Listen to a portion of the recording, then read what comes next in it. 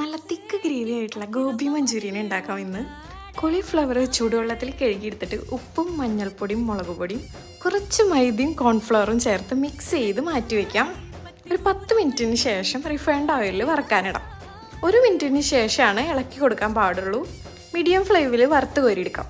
സബോള, ഇഞ്ചി, വെളുത്തുള്ളി, പച്ചമുളക് കുനുകുനാന്ന് അരിയാം. വറുത്ത് കോരി മാറ്റിയിട്ടുള്ള എണ്ണയിലേക്ക് ഇതിട്ട് കൊടുക്കാം. ഒന്ന് വാട്ടിയെടുക്കാം.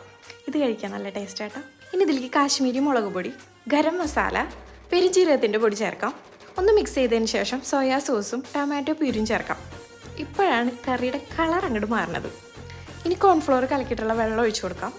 ഇതൊന്ന് കുറുകി വരുന്നതോടുകൂടെ തന്നെ സ്ക്വയറായിട്ട് കട്ട് ചെയ്തിട്ടുള്ള ക്യാപ്സിക്കവും സബോളയും പൊരിച്ചു കോരിയിട്ടുള്ള കോളിഫ്ലവറും ചേർക്കാം. നല്ലപോലെ മിക്സ് ചെയ്യാം. ആവശ്യത്തിന് ചൂടുവെള്ളവും ടേസ്റ്റ് നോക്കിയിട്ട് ഉപ്പ് ഇട്ട് കൊടുക്കാം. ഒരു നുള്ളു പഞ്ചസാരയും വിനീഗറും ചേർക്കാം. 5 മിനിറ്റ് സ്ലോ കുക്ക് ചെയ്യാൻ മൂടി വെച്ചിട്ട് സെർവ് ചെയ്യുന്ന നേരത്തെ മല്ലിയിലും ചേർക്കാം.